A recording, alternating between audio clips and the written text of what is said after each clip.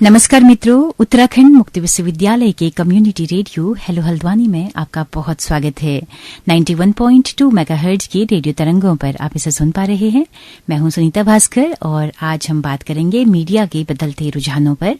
हमारे साथ मौजूद हैं भारतीय जनसंचार संस्थान IIMC में प्रोफेसर प्रमोद कुमार। आप स्ट्रेटेजिक कम्युनिकेशन विभाग के अध्यक्ष भी हैं और अधिष्ठाता छात्र कल्याण भी हैं, आउटरीच एक्टिविटीज विभाग के अध्यक्ष भी हैं और साथ ही IIMC की शोध पत्रिका संचार माध्यम के संपादक भी हैं। इससे पूर्व आप हिमाचल प्रदेश के केंद्रीय विश्वविद्यालय धर्मशाला के दीनदयाल उपाध्याय अध्ययन केंद्र की स्थापना में महत्वपूर्ण भूमिका अदा कर चुके हैं। 12 से अधिक किताबों का लेखन और संपादन आपने किया है। 50 से अधिक शोध पत्र आपके देश विदेश की शोध पत्रिकाओं में प्रकाशित हो चुके हैं। अकादमिक जगत में आने से पहले आप लगभग 3 दशकों तक पांचजन्य और ऑर्गेनाइजर में काम कर चुके हैं। आपके पास रिपोर्टिंग और डेस्क में काम करने का भी लंबा अनुभव है। तो प्रोफेसर प्रमोद कुमार, आपका बहुत बहुत स्वागत है हमारे रेडियो स्टेशन में। धन्यवाद। तो सर, लगभग 30 सालों का आपका पत्रकारिता का अनुभव है और लगभग कुछ सालों से आप एकेडमिक्स में भी काम कर रहे हैं। तो किस तरह से देख रहे हैं आप इस पेशे को बदलते हुए? क्या ऐसा लग रहा है कि पत्रकारिता व्यावसायिकता के नए दौर में प्रवेश कर चुकी है? देखिए, मुझे लगता है मिशनरी भाव मीडिया में पहले था, मिशनरी भाव आज भी है। मैं मानता हूं कि जो अच्छे लोग हैं उनके कारण मीडिया की पहचान पहले थी। आज भी मीडिया में जो अच्छा काम हो रहा है वो अच्छे लोगों के कारण हो रहा है। बहुत सारे लोग हैं जिन्होंने अपना जीवन खपा दिया और वो मिशनरी भाव से ही काम कर रहे हैं। मीडिया में थोड़ा बदलाव आपको जो दिखाई दे रहा है, आपने जैसे जिक्र किया है कि व्यावसायिकता का आपने बात की है। व्यावसायिकता को हमें इस दृष्टि से देखना पड़ेगा कि मीडिया कॉर्पोरेटाइज हुआ है। FDI आया है। FDI आया है, कॉर्पोरेटाइजेशन होने से संपादक की भूमिका बदली और अब मीडिया में न्यूज रूम में जो कुछ डिसाइड होता है वो MBA ग्रेजुएट कर और वो प्रॉफिट लॉस के हिसाब से कर। और जो पत्रकारों को सैलरी पहले मिलती थी आज उससे कई गुना अधिक सैलरी मिलती है। तो प्रश्न ये है कि जब पत्रकारों को, मीडिया में काम करने वाले लोगों को अच्छा पैकेज दिया जाएगा, आमदनी भी होनी चाहिए। तो व्यावसायिकता आई है तो पत्रकारों का भला भी हुआ, उसके फायदे भी हुए हैं। तो हमें इस दृष्टि से देखना चाहिए कि पत्रकार को भी एक सम्मानजनक जीवन जीने का अधिकार है, उसे भी सुविधाएं मिलनी चाहिए, क्योंकि लोकतंत्र को मजबूत करना सब समाज के हर वर्ग को उससे अपेक्षाएं हैं, लेकिन उसकी अपेक्षाएं भी पूरी होनी चाहिए। तो मैं इस व्यावसायिकता को गलत नहीं मानता, ये ठीक है, लेकिन जब बदलाव होता है तो कुछ थोड़ा कहीं ना कहीं चीजें ऊपर नीचे होती हैं। बिल्कुल, एक संतुलन की बात है कि संतुलन कैसे बनाएं कि मैनेजमेंट के लोगों का संपादकीय पे बहुत ज्यादा दखल ना हो, कैसे हम अपनी पत्रकारिता को भी बचा के चलें। हमारी खबरें केवल फिलर का काम न करें कि विज्ञापन से आपने पन्ना भर दिया तो अब बीच में जगह खाली है तो आप वहाँ पे खबर फिल कर दो। बस थोड़ा संतुलन की बात है। संतुलन की बात है। जैसे मैंने अपनी बातचीत में ये विषय रखा कि मीडिया में हमें 2-3 विषयों पर खास तौर से ध्यान देने की आवश्यकता। मीडिया अच्छा काम कर रहा है, लेकिन जब हमारे देश का, हमारे राष्ट्र का संकल्प है कि 2047 तक हमें भारत को विकसित राष्ट्र बनाना है, तो विकसित राष्ट्र बनाने में जैसे भारत के हर नागरिक की भूमिका है वैसे ही भूमिका मीडिया की भी है। तो अब हमें कुछ ऐसे विषयों को आइडेंटिफाई करना पड़ेगा जहां तक मीडिया अभी पहुंचा नहीं है, जो अछूते हैं, समाज के कुछ वर्ग अछूते हैं। जैसे मैंने जिक्र किया कि नोमैडिक ट्राइब्स हैं, मानसिक रोगी हैं, समाज में अलग अलग प्रकार की जो चीजें हैं जहां मीडिया नहीं है, जिन विषयों को मीडिया नहीं उठा रहा है, उन विषयों को हमें आइडेंटिफाई करना पड़ेगा। दूसरा, मीडिया को एक खास चीज और करने की आवश्यकता है। भारत के मीडिया को कुछ अध्ययन करना चाहिए, शोध करना चाहिए, अपने पाठकों पर शोध करना चाहिए। पाठक क्या पढ़ना चाहते, न्यूज रूम में बैठकर 2 लोग ये डिसाइड नहीं कर सकते कि पाठक ये पढ़ना चाहते हैं। BBC न्यूयॉर्क टाइम्स ने 2016-17 में 2 अध्ययन किए थे। उन्होंने अपने पाठकों को ये पूछा, डिजिटल पाठकों को खासतौर से, कि आप क्या पढ़ना चाहते हैं, और उसमें दोनों बड़े अखबारों को, न्यूयॉर्क टाइम्स और BBC, दोनों को पाठकों ने कहा, जो मैं लब्बो-लुबाब आपका बताता हूं कि what you publish that is rubbish, we don't want to read that. तो उनकी टीम के लोगों ने पूछा कि आप क्या पढ़ना चाहते हैं, तो लोगों ने कहा कि आपके अखबार को पढ़ने के बाद हमें लगता है कि पूरी दुनिया सिर्फ नेगेटिविटी से भरी हुई है, इस जिंदगी में अच्छा कुछ है ही नहीं। हम अपने दिन की शुरुआत नेगेटिविटी से नहीं करना चाहते। क्या हम अपने दिन की शुरुआत पॉजिटिविटी से नहीं कर सकते, किसी अच्छी बात से नहीं कर सकते? जैसे कलाम साहब कहते थे कि हमारे देश का किसान हो, मजदूर हो, शिक्षक हो, वैज्ञानिक हो, उनकी जो सफलता है वो मीडिया के लिए फ्रंट पेज पर हेडलाइन क्यों नहीं बनती? जिससे पॉजिटिविटी जनरेट होती है,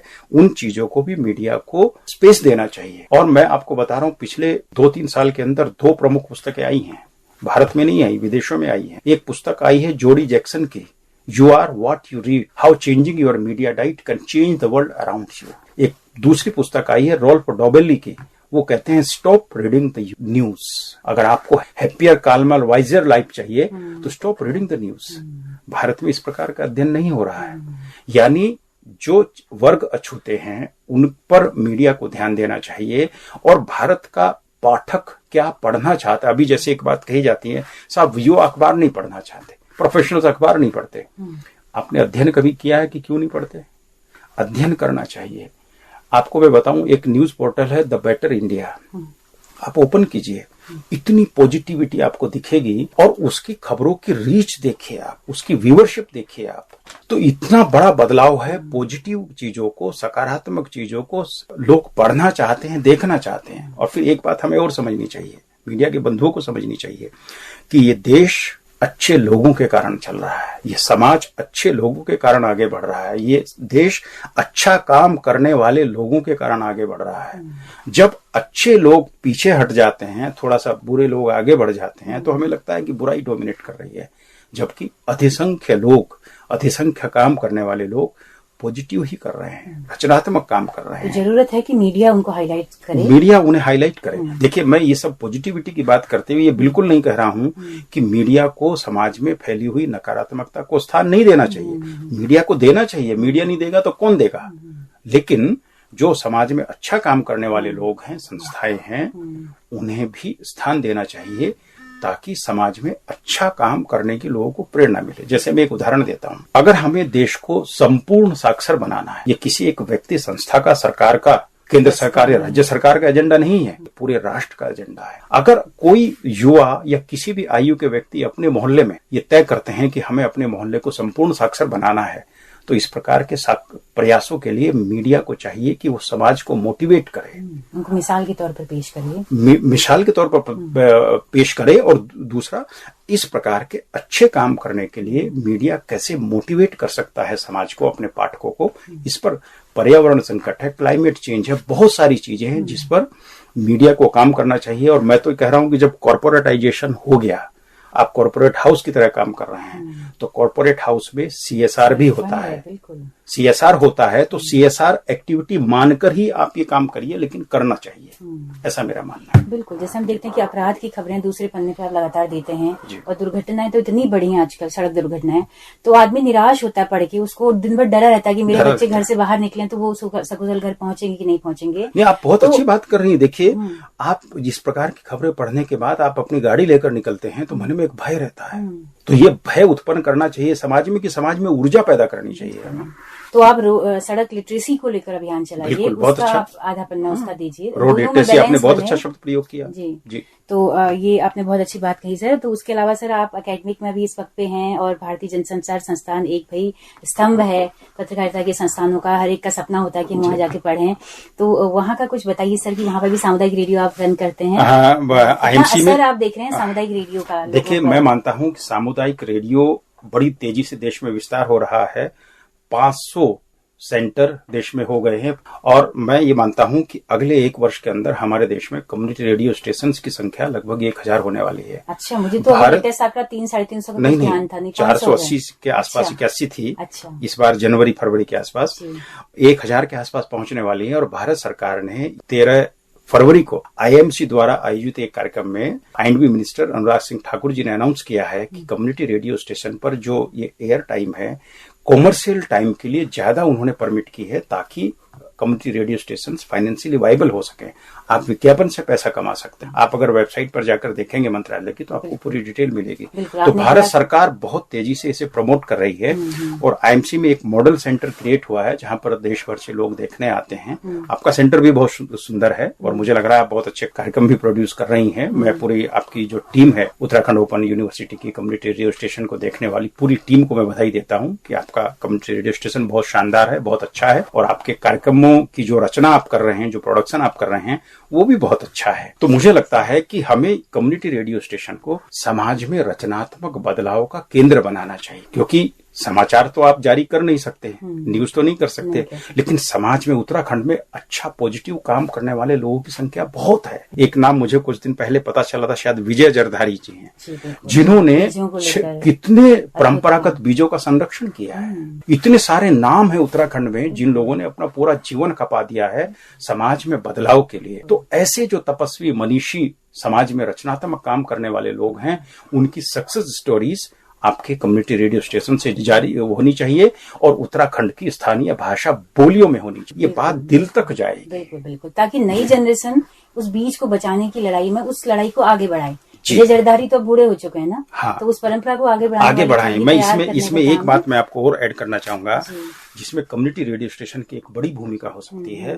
देखिए, पिछले 10-20 साल में अंग्रेजी का प्रभुत्व जैसे जैसे बढ़ा है, हमने अपने परिवार में अपने बच्चों से फैशन में आकर अंग्रेजी में बात करनी शुरू। देखिए, पिछले 10-20 साल में हमारी स्थानीय भाषा बोलियों के बहुत सारे शब्द लुप्त हो गए हैं। आप कल्पना कीजिए, अगले 10 साल में अगर यही ट्रेंड चलता रहा तो हमारी भाषाओं के बहुत सारे शब्द लुप्त हो जाएंगे और इस लुप्त प्राय होती स्थिति के बाद ही भाषाएं समाप्त हो जाती हैं, मर जाती हैं। उनके साथ बहुत सारा ज्ञान उनके साथ परंपराएं, एक विरासत समाप्त हो जाती है। इसलिए कम्युनिटी रेडियो स्टेशन के लिए हमें ये प्रयास करना चाहिए, स्थानीय भाषा बोली में बात करें और अपनी भाषाओं के जो शब्द हम प्रचलन में नहीं हैं, वो शब्द कैसे प्रचलन में आए हम यूज करें। परिवारों को मोटिवेट करें कि कम से कम घर पर अपने बच्चों से अपनी स्थानीय भाषा बोली में ही बात करें। तो मुझे लगता है समाज बदलाव का बहुत बड़ा माध्यम और सामुदायिक रेडियो से बेहतर माध्यम इसके लिए और कोई नहीं हो सकता है कि एकदम लोकल कम्युनिटी को आप स्थानीयता को जो आप इसमें परोस रहे हैं। तो सर, और कोई सुझाव आप कहेंगे, कुछ और बताना चाहेंगे कि अभी आजकल जो ट्रेंड है, किस तरह के बच्चे कॉन्वेंट के जो आ रहे हैं आजकल, उनका ट्रेंड रुझान पत्रकारिता में किस फील्ड की तरफ है?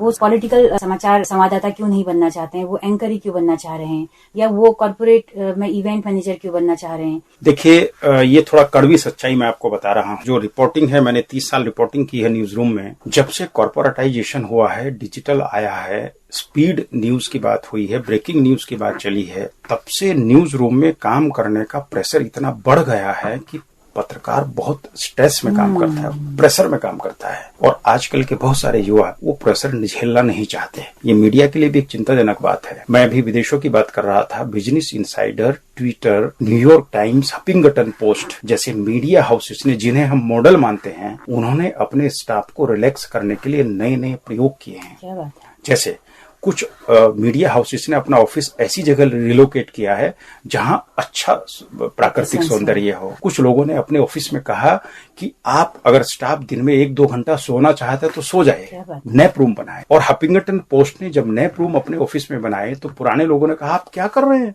स्टाफ सोएगा बैठ के तो काम कब करेगा? लेकिन मालिक ने कहा कि नहीं, सोने दीजिए। उनका 1 वर्ष का जो अनुभव है वो ये है कि जो लोग सोते थे दिन में 1-2 घंटा, उससे उनकी क्रिएटिविटी बढ़ गई। क्या बात है। और नौकरी छोड़कर जाने वाले लोगों की संख्या कम हो गई। तो हमें थोड़ा लीक से हटकर सोचना पड़ेगा। अगर लोग इस स्ट्रेस में आप उन्हें रखेंगे तो हमें युवा नहीं मिलेंगे, जो वो सब लोग दूसरे फील्ड में जाएंगे, तो न्यूज रूम का ही नुकसान होगा। बिल्कुल। और सर, ये बहुत ही अच्छी बात है और एक ऐसे अनछुए पहलू को आपने छुआ है, क्योंकि मैं जब लंबा पत्रकारिता में रही हूँ तो मैंने अनुभव किया कि जो डेस्क के जो लोग हैं, जो अंदर काम कर रहे होते हैं, जो इनपुट्स दे रहे होते हैं, उनका न कहीं नाम आता है, न उनकी कोई बाईलाइन होती है। वो स्पॉन्डिलाइटिस झेल रहे हैं लगातार सिस्टम पे, वो कंप्यूटर की तमाम रेज को झेल रहे हैं, काम के घंटे इतने हैं, प्रेशर इतना है, इतने बॉसिज्म है।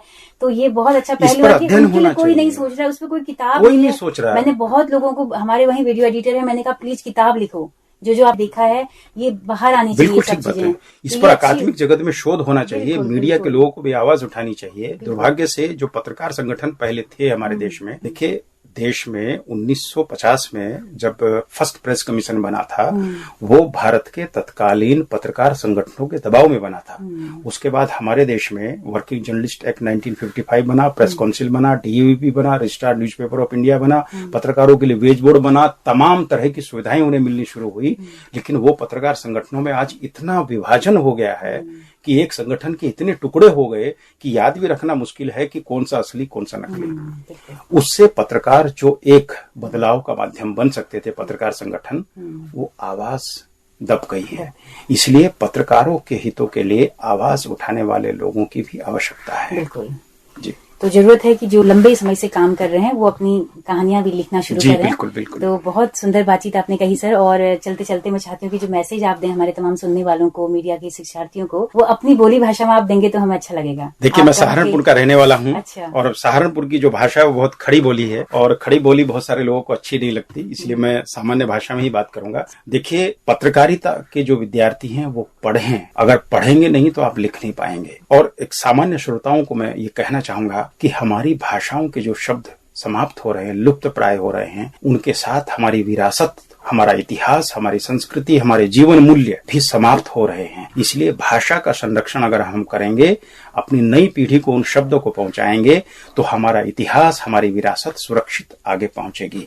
और ये जिम्मेदारी हमारी है, इसे हम कल पर नहीं डाल सकते।